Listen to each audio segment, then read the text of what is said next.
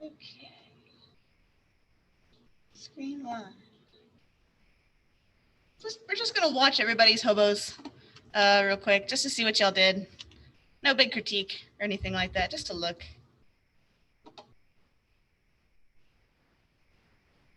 That's cute.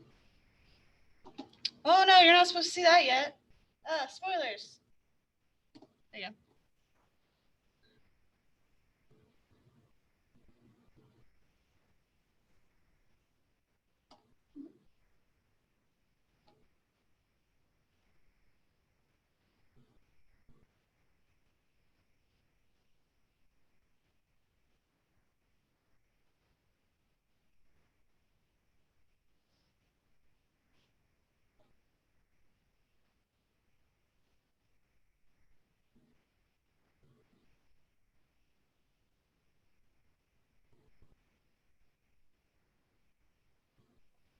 Oh, you can't hear the music on mine. Oh, hold on.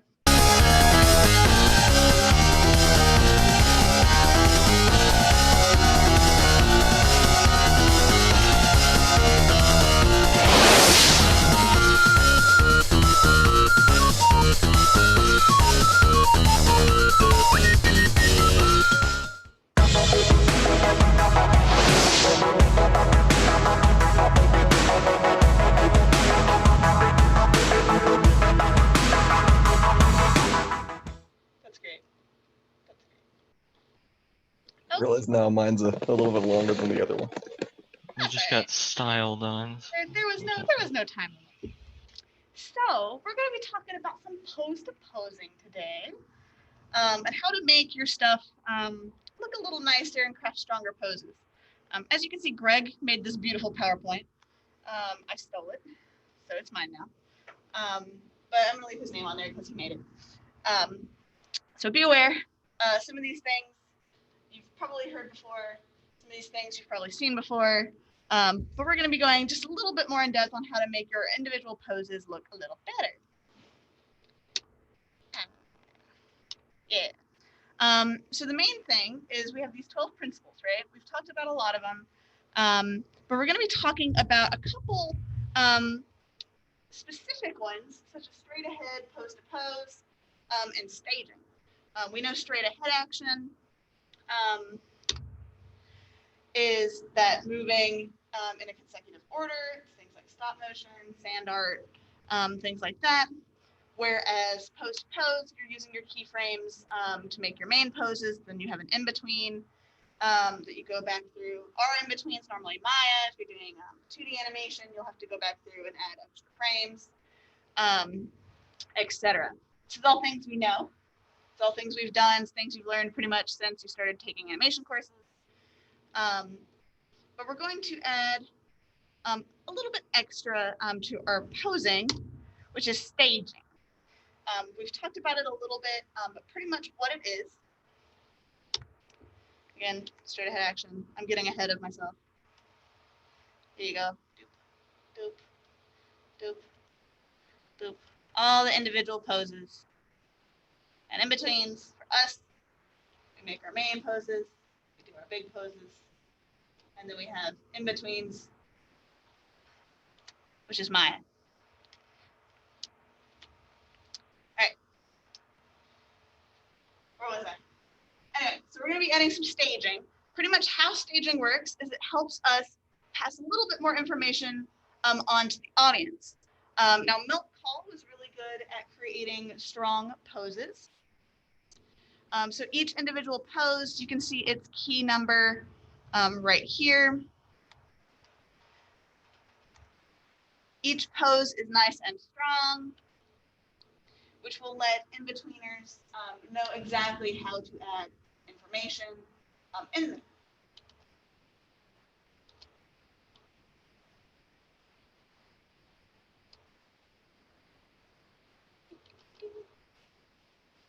So you can see over here, these are his little, how they should work for the in-betweens. Now back to staging.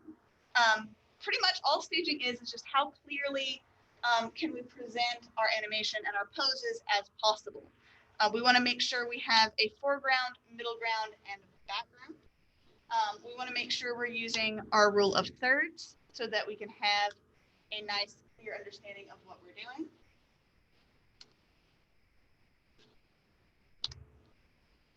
Rule of thirds. We also want to make sure we're using our negative space. So between these two, our focus is pulled entirely onto our characters. There is a background, but it's limited. Whoop, too far. We focus on these guys. So we've talked about staging a couple of times throughout the semester, but we haven't really talked too much about posing itself. Crafting a good pose is just as important as crafting animations themselves.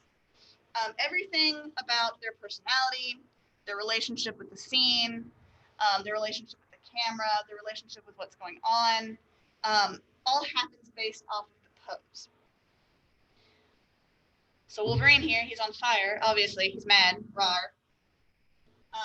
But we can get a lot of information, regardless of who we don't know what's going on, like we kind of have an idea a little bit. Posing is one of the most important parts of animation. If you don't have a strong pose, you'll have to work harder to make your animation look more realistic and a little bit more interesting. Now, how do I make poses? Oh, Lordy. Less boring. Well, there's a couple things you can do. You can add things like contrapposto, line of action, silhouettes. So let's take a nice boring pose and let's fix it. So I don't know, what do we want to call this dude today? I've called him all sorts of things. I've called him Tim, Marvin. What do you want to call him? What's his name? Dave. Dave? Okay, this is Dave. All right, so let's take Dave. He's very boring, right? His whole demeanor is just straight down. He's got very flat feet. His legs are very straight. He's very boxy, right? So let's fix it. So if we were to lift one of his legs right now, he's still very boxy, right? His weight, it hasn't been shifted. So pretty much if he were to lift his leg right now, all of his motion would go straight down and he'd fall over, right? You can't really stand with your weight not shifted. I mean, you can try it, but you're gonna fall. So let's take him and let's shift his weight.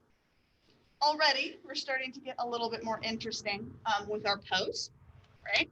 His weight is now centered on that leg. For humans, it takes about a year for babies to learn to stand like this. And from what I've heard, it takes a fully grown animation student about 3. So if you guys can master this part, you'll be ahead of the group. So we can also add a couple of extra things like contrapposto. Pretty much what this is it's Italian for counterpose. You'll hear art teachers love this word, but pretty much it's just the shoulder and hip relationship. So we have our Dave here. He's very like boxy. If you remember parallel equals boring, that's pretty much all contrapposto is. So if you offset those, they'll be a little bit more interesting, and it's contrapposto. Yay! So we can take a look at a lot of different famous paintings and statues to see this exact same thing. So here we have the statue of David. We see he has nice contrapposto. His hip is angled up, which means his weight is on that hip. The other one is relaxed. He's got a nice line of action. That is the body's motion throughout the body. It is angled. We'll talk more about line of axis in a moment. Connecting our 2 contrapposto lines. So let's do the same thing that David has going on here to Dave. So right now, remember, he's super parallel and boring. Let's take a look at just his hips first. So currently that one leg is going up, so that hip should be in a different angle. The other leg's hip, I should say, is in a different angle. So let's go ahead and tilt that other hip up, going with the leg. Our chest is now doing the other thing. Very straight line here. So let's angle it a little bit. So now we have a better contrapposto for Dave. So already he's getting a better pose.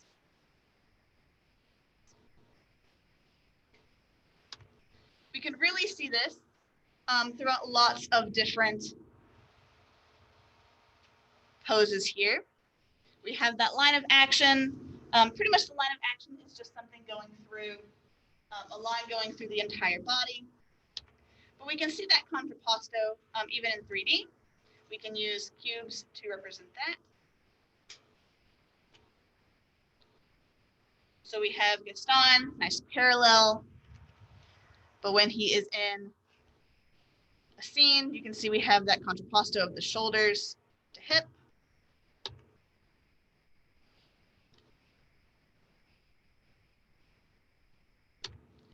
We can also do these contrapposto lines on other things other than just the main body.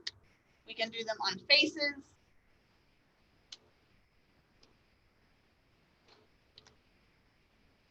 You can see we have a nice line there, which leads our face to her. And then we'll finally come to actual line of action in here. And like I said, pretty much it's often confused with arcs. But all it is it's a line that goes through the entirety of the body to show where the motion is. So we can see with these guys, slight angle here, big curve here, swooping curves here, straight across here. It's the line that pushes through the whole body. It also is a good way to tell your animation through your poses what's going to happen next as a bit of anticipation. If the line itself isn't smooth, it'll feel awkward. Your pose will feel weird. It won't look right. It won't flow right. But if it's curved, your action will feel smooth and more natural. So this one, the pose will probably go like here and then down, be very jagged. This one's a lot more swooping. So again, good example here.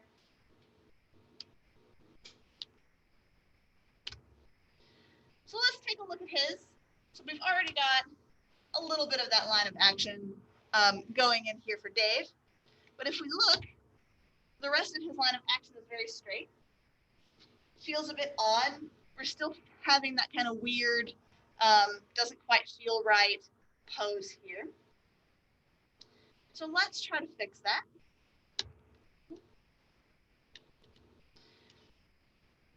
Also, a good way to remember a line of action is where's your spine going? If your spine's got a weird bump in it or a weird, like, rigid spot, spines don't do that. So let's go ahead. And a good way to change line of action on Dave here is actually just to rotate him a little bit. Give him a little bit of a twist so that his line of action is a little bit more swooping and curved. So we can see that in real life too.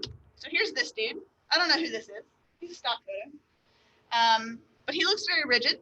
His line of action and contrapposto are very parallel, very straight. If we change his pose just a little bit, looks a little bit more relaxed. His contrapposto is a little bit softer. His line of action is a bit more natural. Feels a bit nicer, right? So let's look at a few more. So here's this dude. I don't know where he is. Don't know who this is. But he's very parallel and boring. Very straight line, contrapposto, very straight line of action. Let's twist him a little bit. Let's just get a different angle. So now we have better contrapposto, a more curvy line of action, more interesting, more natural pose. Then we have this guy. He's got a really nice line of action. We can tell where he's going, and he's moving. So we can see this also in some of those really exaggerated animations. So here's a couple of stills if we take these down just to their line of action, they become a little bit more clear and easy to see where the action is going. Now, so far, we've always been talking about primary lines of action. So here's Hook, a couple different poses. So far we've been talking about primary lines of action. That's the one that's going directly through the whole body. We don't have to use just the whole body to get line of action. We can also use it on arms, as well as legs. We can use it to tell emotion. So if we take a look at this Viking that Greg animated from Civ, for this pose, you can kind of tell he's gloating, he's proud. The reason for that is he is pushed upward. His chest goes out.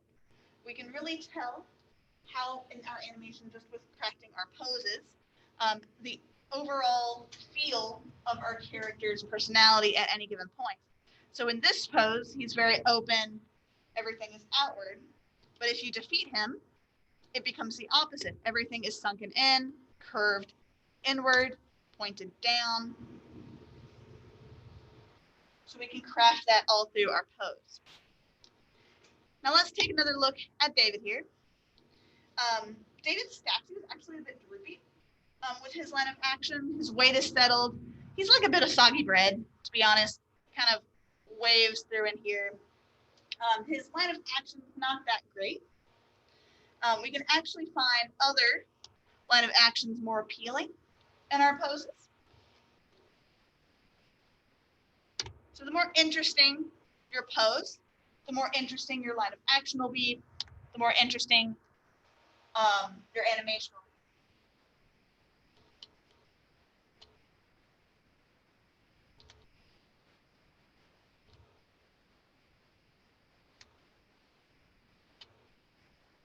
Now, keep in mind the main reason we're talking about all these is the better your pose, the easier it is going to be for you to animate.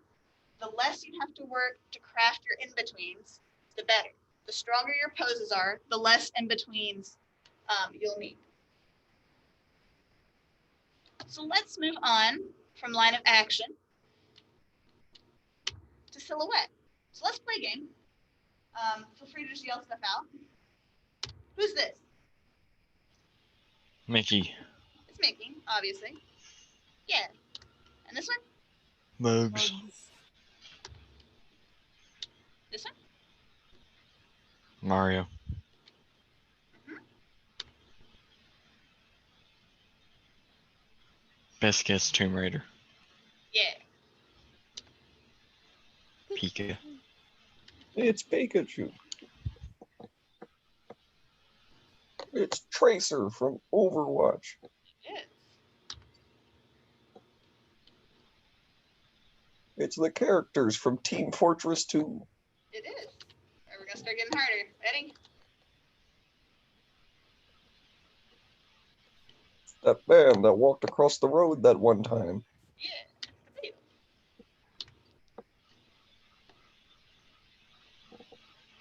Beatles. It's a political figure. Yeah.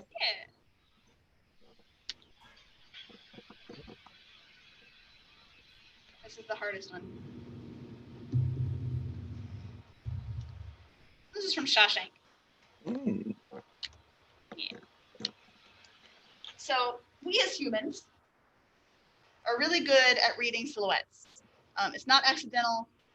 All of these poses that we just saw from all these characters are crafted in a way that they're easily recognizable. You can spot them quickly, especially with the gaming characters. They do that on purpose because they want you to be able to recognize their stuff from the quickest look. So when you're crafting your poses, your audience needs to be able to spot what your pose is doing quite quickly. So if we look at this dude, what on earth is he doing? We have no idea. Where are his hands? What's going on? What do you guys think has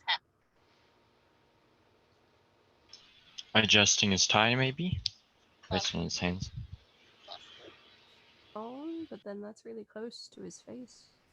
He's holding a sandwich. Could be, could be. It's not very clear, right?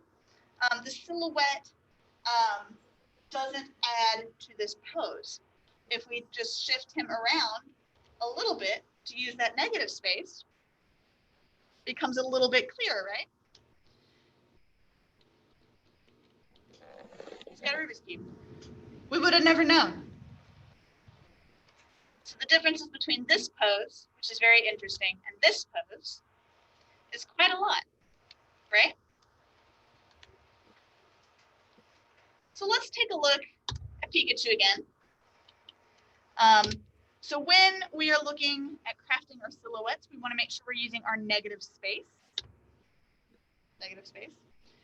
We also want to use repeating or very distinct patterns. So if on this next slide, if you were to see just this orange line, would you recognize that that's Pikachu? Just this orange line? No. Mhm. About this one. Is that Pikachu? No. Just that orange line? Probably not. But what about this one? Do we know that's Pikachu here? Possibly. Possibly. It gets clear. All together, they make Pikachu. So when we are crafting our poses, we want to make sure that we're using all of our negative space to help identify what the body is and is not doing. So obviously, this ballerina looks very ballerina-ish, right? She's very ballerina-shaped. This guy here is definitely about to throw a baseball. When we're working with faster paced animations, it's very important that in the middle of the action, our silhouettes are clear because they happen extremely fast. And some happen even faster. Here's a couple more poses.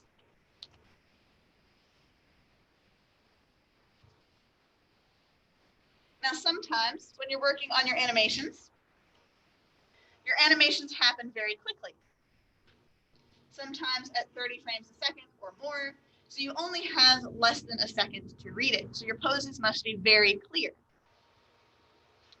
So let's break this little animation down into its key poses.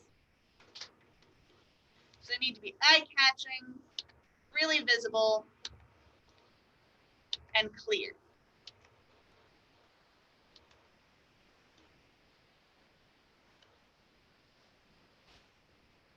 Now, along with these, it's very important to remember that all of the moments in your animation can be fleeting, they happen quickly, and then they also happen in the past right after we've seen them. So you need to make sure that they're clear. So this kid right here will not hold this pose forever. He can only hold it for the time it takes for us to realize he's done. It happens in a fraction of a second. So when we're crafting our poses, even if they aren't happening for long, they still need to be clear. So let's take a look at some of Greg's pet peeves. They are also some of mine. They are things that I will grade y'all harshly for if I see them in your animations from here on out. First, get away from the bind pose. No one stands T-pose for longer than a minute. Like if you try to stand here for forever, you'll slowly start to wobble back and forth. It's just not natural. But also, most of these that we're going to see from here on out is pretty much you just haven't manipulated the rig or your animation far enough yet. There needs to be more variation to things. Maybe you need to turn your camera, or maybe something just isn't interacting in the way. So get away from the spine pose. That's the first one. No one stands like that. Also get away from paddle hands. If your character can paddle a boat with its hands, you have not fixed your rig yet. The best way to do this, even if you aren't going to animate the hands themselves, just relax it a little bit. No one holds their hands straight like this for forever. Just relax them a little bit, even if you don't animate them. It'll make your animation feel a little bit more natural. Parallel feet. Again, no one stands with parallel feet for longer than a moment or so. It's very uncomfortable, hurts our hips, hurts our ankles, hurts our knees. Rotate those out a little bit, fix them a little bit more. Make it a little bit more natural. Also get away from that side hand angle profile. This is very close to paddle hands. This is pretty much if you haven't taken your hand out away. Again, if you can paddle a boat with your hand, relax that hand a little bit. Just fix it. Just relax it a little bit. Give it a little bit of an arc. Give it a little bit of a turn. And the next one is actually more of an issue with the relationship between your character and the camera. So this one feels weird, right? We can't really put a finger on it just right off the bat, but something feels off with how this pose is structured. Pretty much what this is something called coincidental line. This is pretty much when lots of different spots of your animation or your pose lines up with other objects in your scene. It just doesn't read well. It's very hard. It feels a little weird. So a good way to do that is just to either get a new camera angle or change your pose up. So let's take another look at Dave and make him a bit more interesting, right? So what are some things that we could do to Dave here to make him look more interesting? His hands are too straight. Yeah, let's break that up. Let's make his arms a little bit less straight down. What else could we do? What else could we do today? Bend the fingers. Yeah, a we little could bit. bend his fingers, turn his feet out a little bit. It can go, hey. Make him relax a little bit. Look a little bit more relaxed. So now that we've tweaked Dave here a little bit, let's take a look at some examples of some famous paintings that do all of the stuff that we've talked about so far. So they have good silhouettes. They've got some nice contrapposto, good line of action, all of that. So this is a nice, good, famous painting. Nice, good classical painting. It's got some good contrapposto, some good line of action, some nice silhouette. Same with this one. It's a little bit more 3D-like, so we can put some 3D cubes on there for the contrapposto, for our line of action, and for our pose. Same for the statue. It's got good contrapposto, good line of action, and a good silhouette. Naked with a whole bunch of instruments. Yeah, there's some good contrapposto, good line of action, good silhouettes. Maybe you're hugging a duck. Good line of action, good contrapposto, and good silhouette. So let's take another look at David. So yes, he's got some good line of action. All right, line of action. Good contrapposto, good silhouette. Michelangelo was really good at crafting poses like this. We already know what certain poses that he's crafted are just from their silhouette. You can even see that he did it on the toes.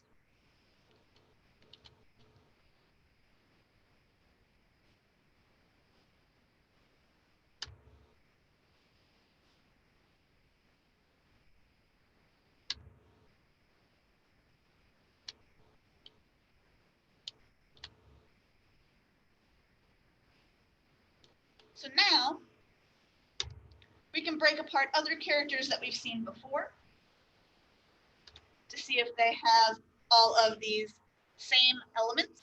It's contrapposto, line of action, and silhouette. We see it in classic animation, we see it in games, we see it in comics. We see it pretty much everywhere.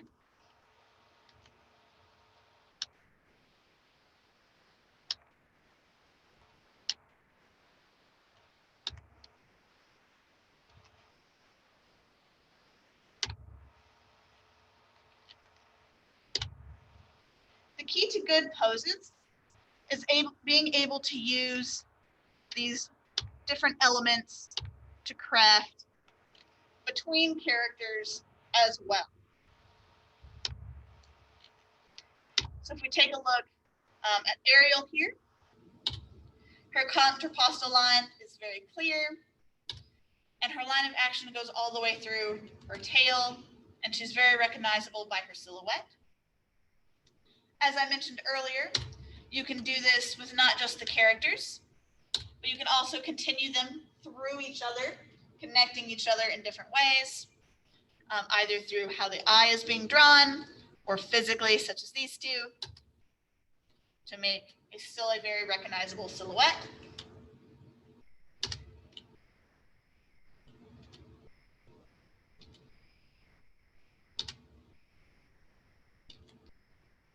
Again, you can also do this with things like the face to break apart different posing in here.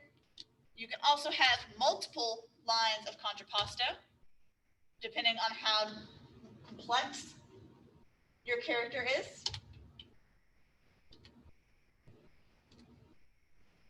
Again, we have our face, different lines of action, depending on what we would need for our face and silhouette. And then again, just to reiterate, we can also use all of these things, as well as the golden spiral, to connect our character. So we've got our contrapposto of our two, we've got our lines of action, we've got our silhouette, but we can also use our line of action to follow how our eye should be drawn through the scene, which is in itself a line of action. Questions so far before we move on to the next principle we're going to talk about?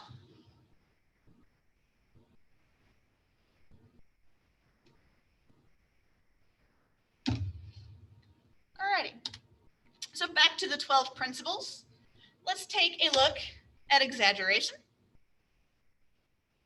with its super exaggerated animation. So a good way to think about exaggeration is just push it till you break it. Push the pose a little further till you get it where you like it. So let's take a look at fear.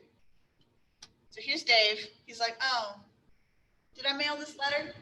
It kind of reads as fear, right? But it's not very strong. He looks more depressed or worried, right? The IRS is now saying I didn't mail my letter. He's definitely a little bit more worried, more so than here. Oop, wrong way. There's this one. The IRS is here. They're knocking on the door. Oh my God, no one's home, right? He's definitely scared. Oh my God, they broke down the door. They're in my house. Is this a broken pose? Have we pushed it too far to where it breaks? Possibly. If you think about movies like Hotel Transylvania, they do a really good job of exaggerating their characters. So for something like this pose, it might not be too out of place to see it there in a show or a movie like that. So it's not really broken yet, maybe for the animation you're doing, but we haven't pushed it too far yet. Let's push it one more time. Oh my God, it's broken. Take it back, take it back. He's definitely too far. He's definitely too far broken. If at first your pose doesn't look quite like what you want it to look like, push it a bit further. Push your exaggeration a little bit more till either it doesn't look right or you've broken it.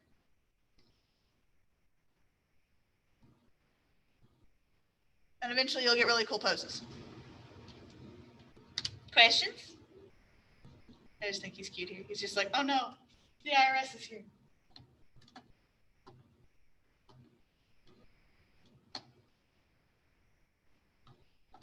Any questions about poses or anything like that?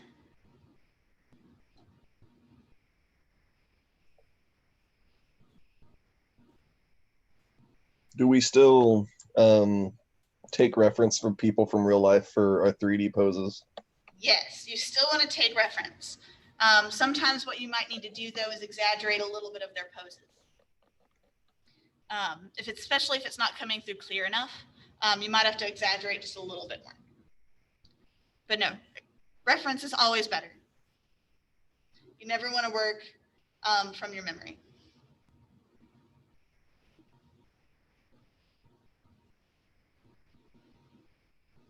When constructing these kind of things, how often when working with, say, a team of people, is there like a key animator and assistant animators for projects? Normally how it works, if you're working with 2D, you might have a key animator and assistants. But normally if you're working with 3D, you're given the scene, and depending on if you're working on the blocking or if you're working on splining, which is next class actually, you may or may not be working with one more person, maybe two. Okay. But most of the time you'll be working on a scene by yourself. Yeah, I was wondering, just because of the workflow, how easy it is for multiple people to have their hands on the same project. It really just And it depends. does, yeah, okay. Any other questions?